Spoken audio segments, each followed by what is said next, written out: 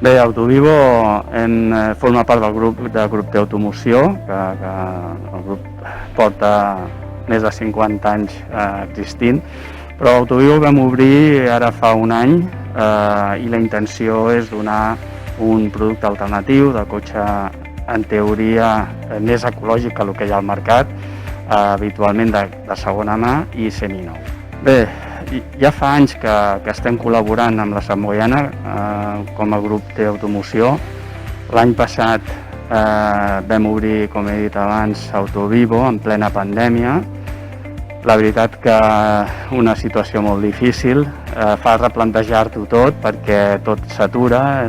És bàsic que és una institució la més antiga en el món del rugby d'Espanya, evidentment, i s'havia de col·laborar sí o sí. I hem pogut arribar a un acord i no haver de seguir amb aquesta tònica, i esperem que puguem seguir, que tot això s'acabi i segueixi més anys.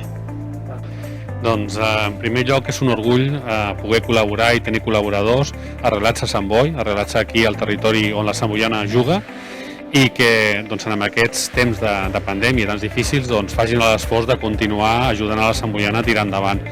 Per tant, primer de tot, per endavant, un agraïment molt gran a l'esforç que estan fent i a un orgull poder col·laborar amb aquestes empreses que són arrelades al territori de Sant Boi.